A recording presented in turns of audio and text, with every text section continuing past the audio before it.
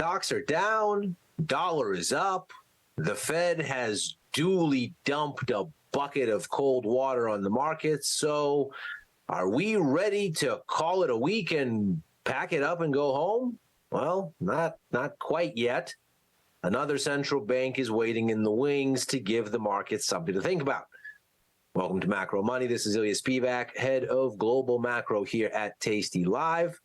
And we are going to talk Bank of England today because the bleeding may not be over just yet for financial markets. The reaction to the Fed could be a step, but not the last one, in what is shaping up to be a difficult week. So we are going to jump in and see what the Bank of England might do here and what the implications could be for financial markets. Of course, the impact initially likely to be on UK assets, but the implications could well be global and far-reaching. So let's take a look at what the Bank of England is expected to do here, get our arms around the moving parts, figure out what the reaction function looks like, and then do some speculating on what would actually happen if all of this comes together. So first and foremost, a familiar problem here for the Bank of England, and one we should be remembering from what we saw with the ECB last week. And in fact, what the Bank of England faces here is very much like what the European Central Bank was looking at when it met last week and gave the euro a thorough drubbing. The central bank faces a sort of rock and a hard place situation. So CPI, as you can see here, and indeed out earlier this week, a little bit lower than expected, 6.7%. Now, that is meaningfully lower than the 7% that the markets thought it would come out as, but it is also miles away from the 2% target that the Bank of England would like to reach. It has been going down. It is off meaningfully from the peak in the back half of last year at 11%, but still very far away from where it needs to be. And as you can see here, the bond market, which tends to lead realized CPI numbers, because of course it does, bond market moves in real time. CPI data comes out once a month, and markets are inherently forward-looking. So there is, of course, a degree of lead that you would expect the bond market to have here. It is expecting that we are going to start to run into some issues going forward. Inflation expectations are actually trending higher. And worryingly, this is about the place where you might expect a turn if you were to look at expectations. The line there, the 5-year break-even rate, that's the priced-in inflation rate needed to get from nominal UK interest rates at the 5-year level to real ones. Nominal minus inflation is real, and so if you take the difference between nominal and real rates, that's the residual you end up with, this break-even inflation rate. So we can see here it leads CPI by about 7 months.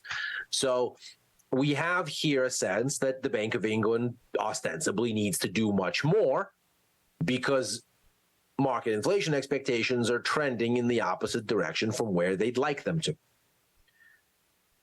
At the same time, the growth picture looks increasingly dire. We already had 1 month of contraction, looking at the composite PMI reading. The expectation based on the numbers that we should get at the end of this week, the September update for this is coming on Friday, is that we're going to shrink now for a second consecutive month. Manufacturing, of course, has been in contraction territory since the middle of last year, as it has been most everywhere. But services, which enjoyed a nice pop, again, most everywhere at the beginning of this year, that pop has crested, and services now joins manufacturing in contraction territory. Just a quick reminder, these PMI surveys work around a 50 center line, where above 50 is growth, below 50 is contraction. The further you go above 50, the faster the growth. The further you go below 50, the faster the contraction.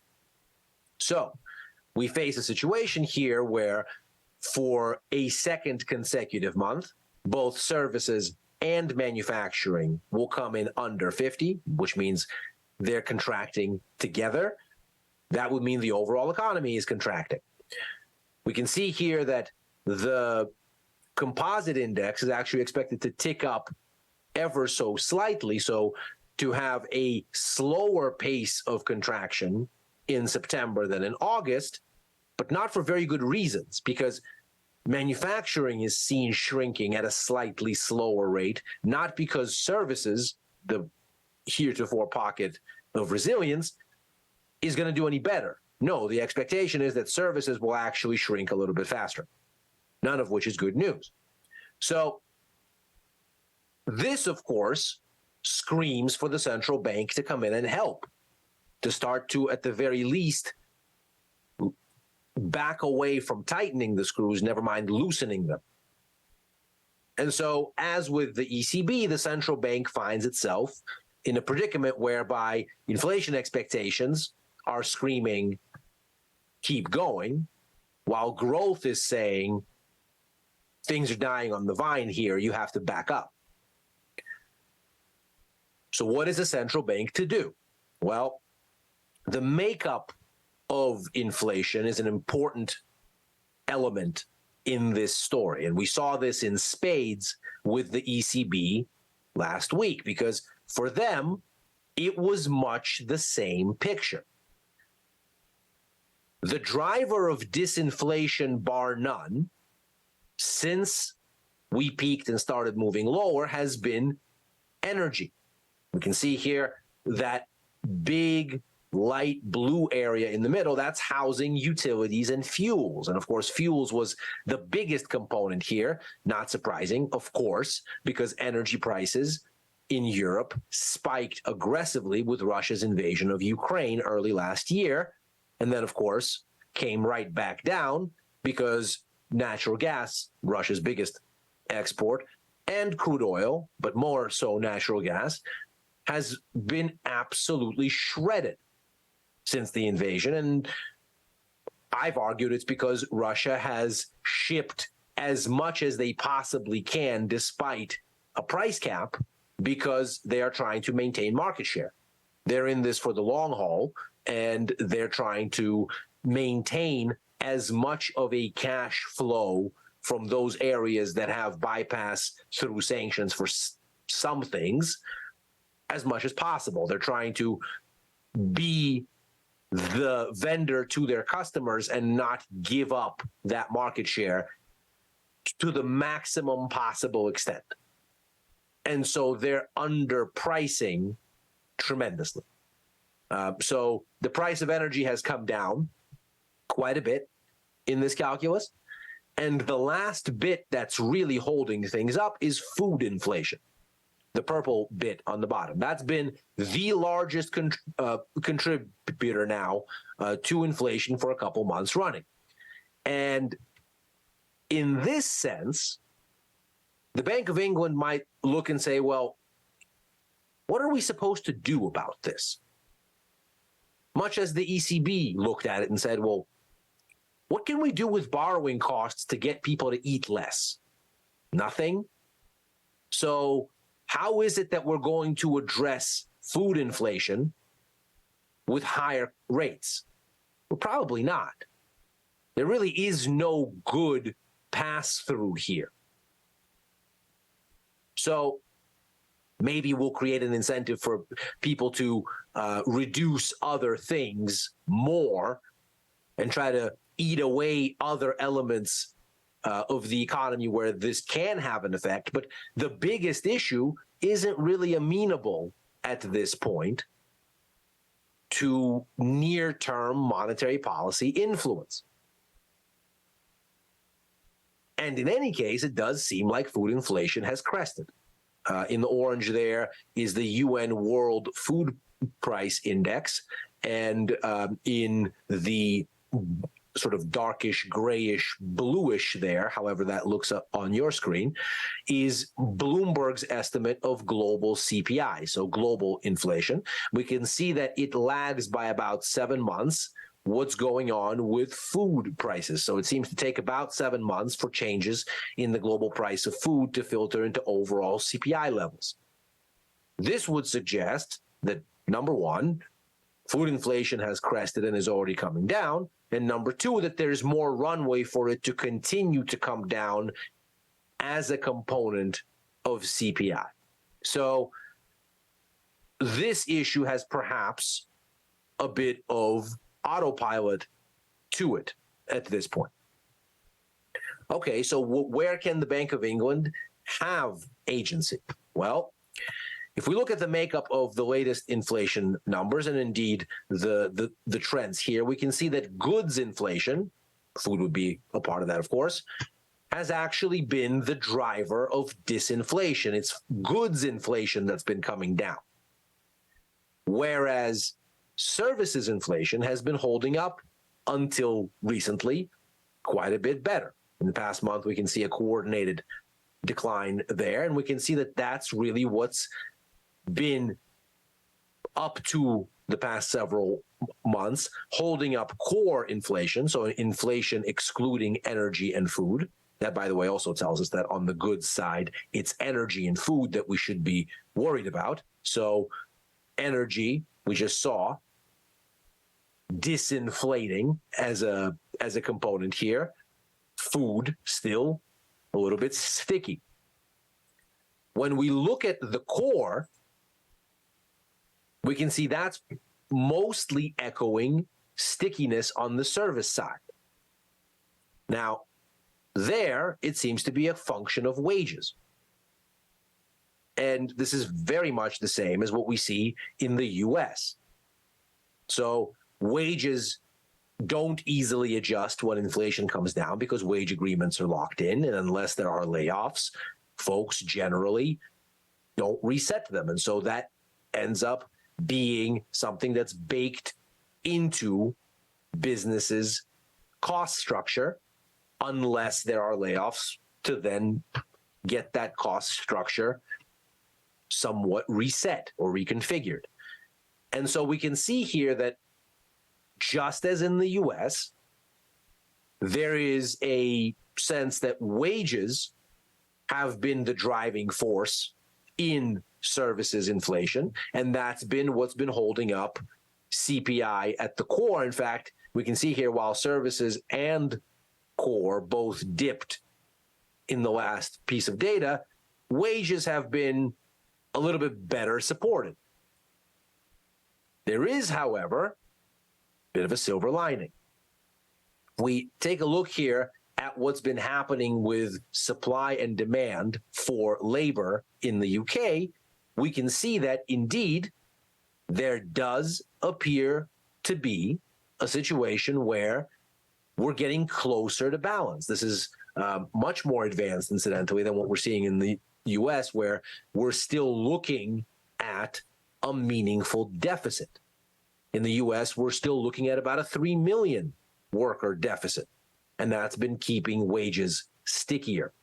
In the UK, you could see the worst of the issue, where we started to see a bit of deficit, was actually early last year and through some of last year. But as we look at this year, we can see we're starting again to build up a little bit of a surplus in UK labor. And we're starting to get to that 300 to 500,000 worker area that was about average before COVID. We can, of course, see the influence of COVID here. So this was the short period before. This is about mid-2018 onward. So we've looked at where global growth seemed to start to peak and come down. You can see that there's about a 500,000 worker surplus here on average. Here was COVID. Obviously, the surplus grew tremendously with lockdowns, more than doubled here. Lots of workers, businesses closed, activity stopped. So lots more of a labor surplus. Then COVID started to get contained, and we started to see lockdowns come down. And so that surplus started to work down into nothing come last year. And now seems to be once again kind of in this range again. It's not all the way back to sort of baseline, but it's getting closer. So there is a sense that, in fact, the economic pain is working. Surely the UK didn't invent a way to clone workers, so this is not supply growing, as it were, because there are more workers that were imported or some such thing. No, it's that demand is weakening.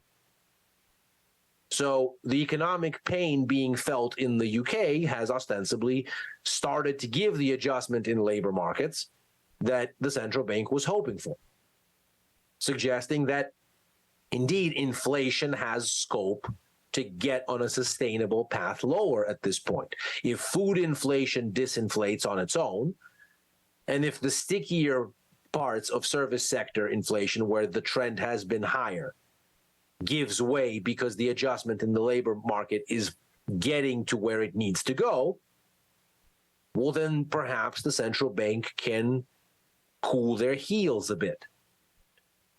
Looking at what the markets have been anticipating, it does in fact look like they are of a similar mind. So we can see that since the last Bank of England policy announcement back in August, we've seen a meaningful readjustment in where things are expected to go. So not a whole lot of jostling in the front part of the curve, let's say going out 3 months.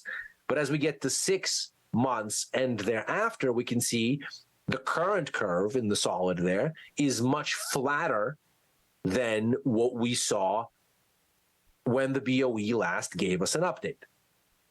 In fact, it's even flatter than it was as relative to a week ago. And one might argue a lot of that has been the disappointing view on the CPI number that came out just over the past day here. I say disappointing only to say lower. Surely nobody in the UK was disappointed that inflation came in softer. I suppose if you were long the British pound, you were disappointed, but the number was indeed meaningfully lower. The core was expected at 6.8 and came in at 6.2. The headline was expected at 7 and came in at 6.7. So there's a meaningful difference there.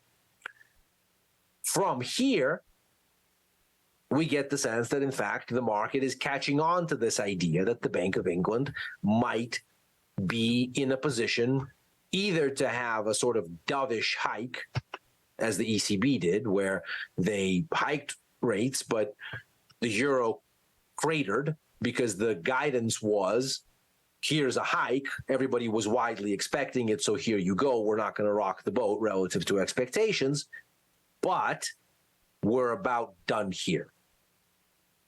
And the price action reflected accordingly.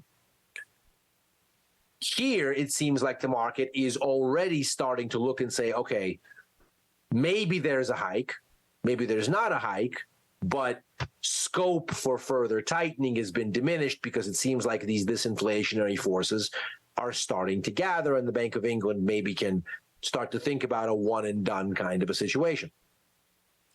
As a matter of fact, if we look at the expectations at this point, what we find is that we have a significantly lower chance that we are going to have a rate hike at this point than we did even at the start of this week. as I was looking at the expectations for what the BOE might do when I was writing my macro weekly outlook on Monday, the expectation was that we would have an 80% chance of a rate hike at this meeting, and that one full rate hike was all the way baked in by November. There was no doubt in markets that we were going to get another 25 basis point hike from the Bank of England by the end of this year. Well, that consensus has meaningfully cracked. We have now a 46% chance of a hike at this meeting, so less than even. The markets have swung significantly in the opposite direction. But the outlook is still baseline hawkish. We still see an 83% chance of a hike by the end of this year. You can see that in this number of hikes columns, or a number of hikes cuts column right here. So here's 46% chance of a hike at this meeting. If we don't get one, there is a further 26% chance that we get it in November. So if we don't get it here, then there's a 26% chance that we'll get it in November, for a cumulative 72% chance of a hike by November. If we then don't get it there, there is a further 11% chance that we get it in December, for a cumulative 83% chance that we get it by December. And then the peak is actually February of next year, where if we don't get it at all at these next 3 BOE meetings, there is still a smidge of a chance, 3.1% chance on current market reckoning, that we might still get one in February, for a cumulative 86% chance of a hike by then. We can then see the pendulum starts to change and rate cut expectations begin to enter into the story, such that by August we have a net probability of a cut at 52% for that meeting. Now, the important caveat here is that's a cut at that meeting, but of course, relative to current levels, it wouldn't be much of a cut, because we are still looking at an 86% chance of a further hike. So that we would get a net cut by then is still a relatively low probability, only 12%. What it's telling us is that by then, there is a 52% chance that any hike that we might get now would be taken away. I realize that's a mouthful, so let's let that sink in for just a second. What we're really saying here is hawkish conviction has eased, but it's not vanished. And rate cuts are a little bit sooner in the outlook, but not much sooner. And so there still seems to be ample space for the Bank of England to force a repricing in a more dovish direction here. Of course, we heard as recently as last week from Governor Andrew Bailey, the head of the Bank of England, that we are getting close to the end here on rate hikes. And he didn't say this to a journalist or on Twitter or made some sort of offhanded remark. No, he told this to Parliament. So clearly, there is something to that. So if, in fact, the Bank of England comes out here and says, right, we're not going to do much about food inflation, because what could we do? And in any case, it seems to be cresting. There could be an influence from oil. Oil has been going up, but we're not really going to do much about that either. And in any case, energy has been a diminishing component in CPI, so we don't really feel the sense of urgency to do anything there right now. Meanwhile, growth is suffering. So maybe we get the rate hike that markets thought we were going to get. Maybe we don't get that rate hike, as the markets now think is likelier. But what we might get in addition to whatever near-term action is a set of forward-looking guidance bits that suggest that we are all but done. That the idea that we're going to get another rate hike if we don't get one here is probably at this point less likely than more likely. So that 86 or 83 or 72% probability of hikes going out the next 3-4 meetings, that's probably not the case, is a message that might come out of the BOE here.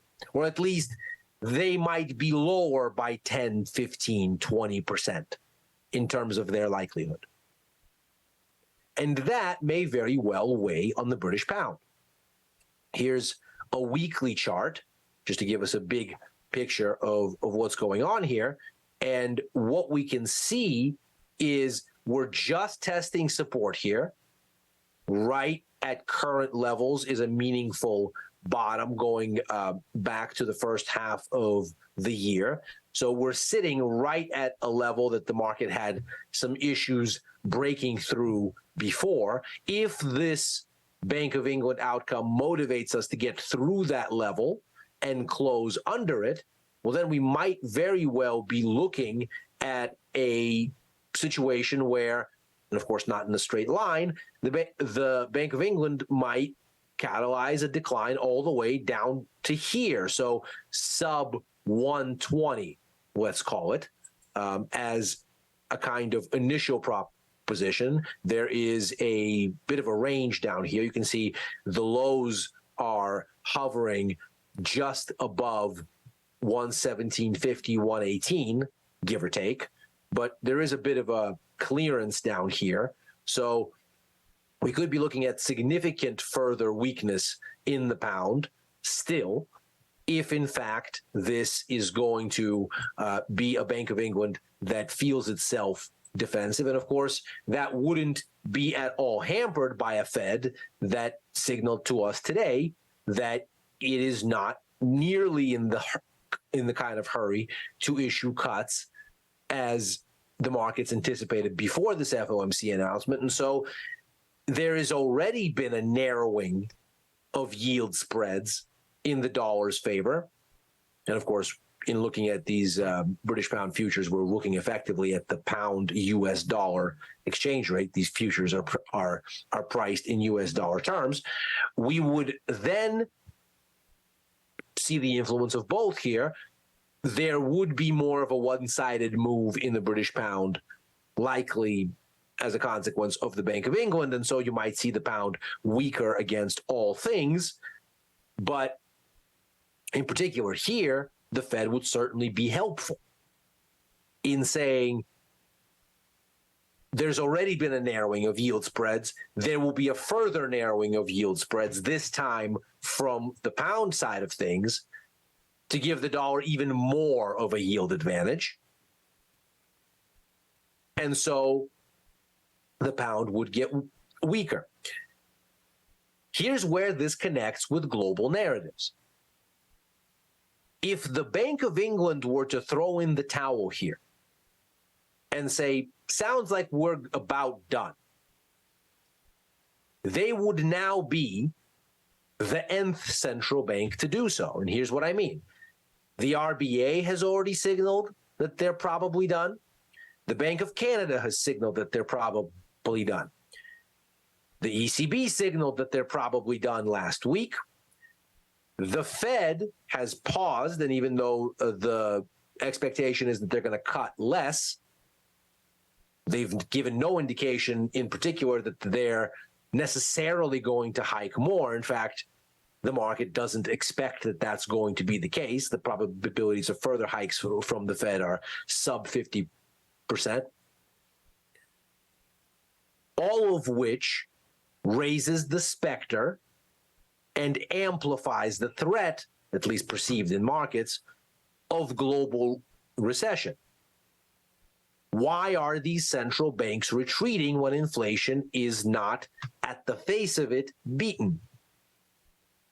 because they clearly seem to be concerned about an economic downturn taking shape down the road, which, amongst other things, will aid disinflation, but which will also demand a much more accommodative policy stance than the relentless rate hikes that we've seen since the beginning of last year. So in adding the Bank of England, one of the last holdouts where inflation has been highest, and so they've been the most hawkish, the most willing to flog the economy at all costs just to get inflation down, if this central bank shows that they are prepared to let the hawks land and take a breather, the sense might well be, well, the global growth picture must really be dire. And that may be yet another reason for a risk-off bias, hurting stocks, boosting the dollar, probably encouraging further inversion of the yield curve as bonds benefiting from haven demand at the longer end outperform those held in place by a Fed that doesn't want to cut in a hurry at the front end, and might be a little bit more supportive for gold, might be a little bit more supportive for the Japanese yen in making that inversion more significant, and therefore in making the forward-looking outlook for non-yielding assets like the yen and gold look a little bit better, at least in relative terms. And that is Macro Money for today. Thanks very much for joining. As ever, we are here Monday through Thursday, right after Overtime, a show I co-host with Chris Vecchio, head of Futures and Forex here at Tasty Live, and increasingly co-host with Dylan Radigan, who joins Chris and I more and more often, and a great thing that is. We're more than happy to have him, and grateful, as a matter of fact, for the conversation. I'm also on with Tom and Tony for First Call on Sundays. Back with Chris for Futures Power Hour on Fridays. Writing for the news and insights portion of tastylive.com. As a matter of fact, a summary of this very session is there currently. And opining on Twitter, yes, Twitter, because I'm stubborn, at Ilya Spivak.